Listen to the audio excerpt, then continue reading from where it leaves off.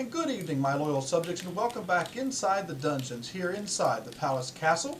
And tonight we're going to be learning about a real-life mystery. Yes, that's right. One that you've probably never heard of. So stay tuned, enjoy, and keep an open mind if we dive in to Roanoke Island. Roanoke Island.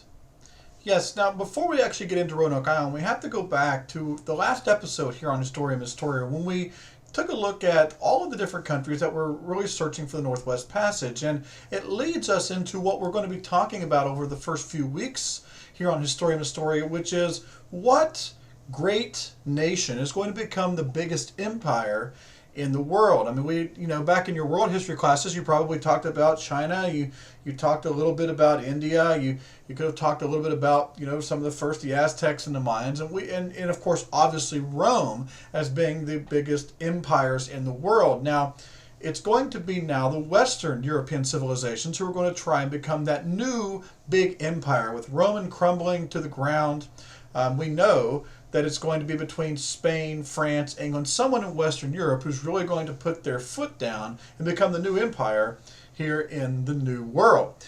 And the whole idea of gaining the New World became a race, all right, for these countries. And of course, we know Spain got everything started off, and we're in the southern parts of what we know as the New World. And then talked a little bit about the French in the last episode. And now we're going to discuss where our country really gets started. And of course, that's the British Empire, and how the British Empire is going to start here in the New World. And so why not begin where it all began, at Roanoke Island. Now, this is Historia Mystoria, but for real, this was the first true mystery, right, in what we would know as North America, or our American history, because, believe it or not, it's the first mystery, and it has still yet to be solved today. So here on Historia Mystoria today, we're going to take a look, and maybe you can figure out and decide your own theory as to what actually happened to Roanoke Island.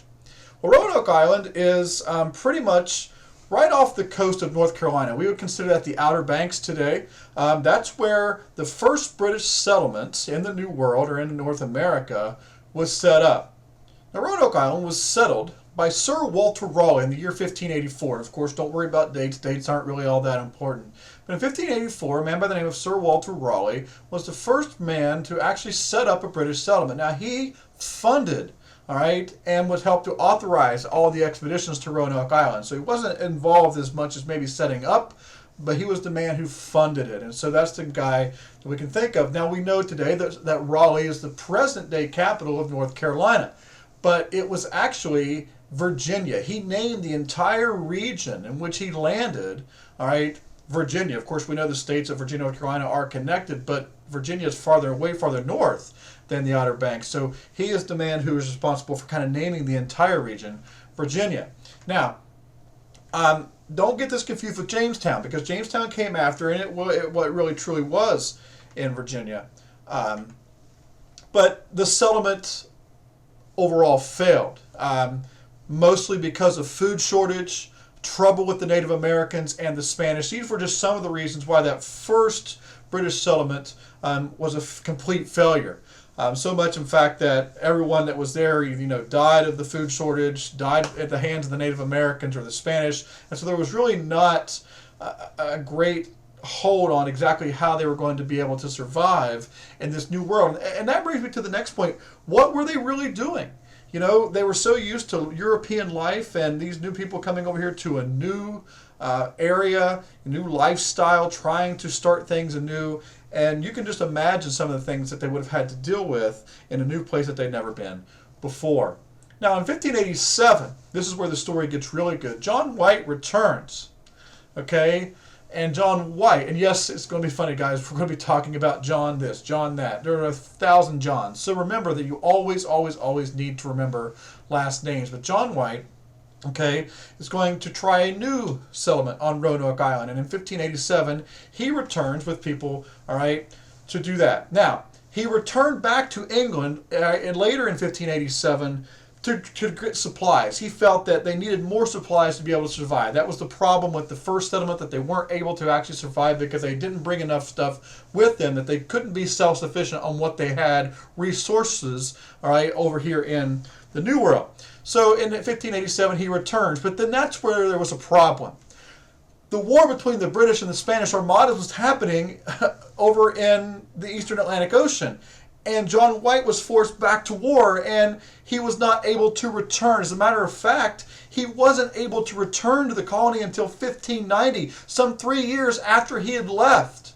And so when he came back, he really wasn't sure what he was going to expect. He probably wasn't sure if they were going to be alive. If they were alive, how were they doing? Did they expand? All right, did the Native Americans get them? Or what actually happened? Well, that's the issue that we are still debating today. Because when he returned in 1590, there was nothing left. Now, what you see here now is a John White drawing of a Mosaic Village in 1585. We're guessing that this is something that they probably would have built, something similar to this. As you can see, you've got the kind of the communal fire in the middle. You've got some of these adobe huts, or not even adobe, but just straw huts that are around.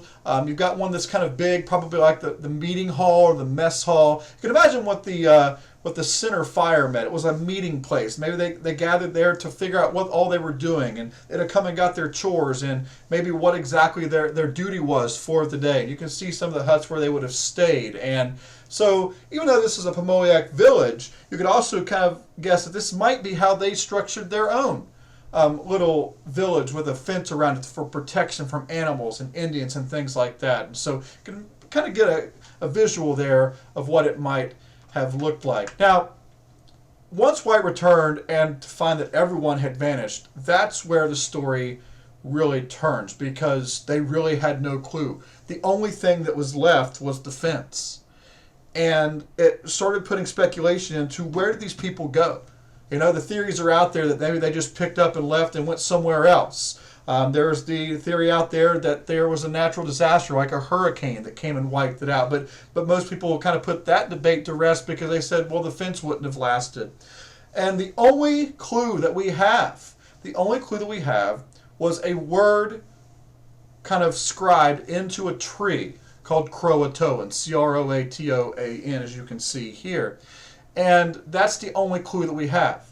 There was also a skull on the ground and things like that. But so did the Indians get them? Did the Indians kill them all? Did they actually maybe integrate themselves into the Indian way of life and become Indians themselves? We really don't know. And it's one of those mysteries today that we're still, all right, in 2015 trying to debate what actually happened to the first settlement who lived here. And if we move forward, you might see some kind of interesting things as we look at history later on that might give you some even better ideas of what could have happened to these people as we get further on in our history. And so that'll about wrap up today's lesson here on the lost settlement of Roanoke Island. And we're going to be working a lot of things on this in class. So keep an open mind and come to class with your own theories.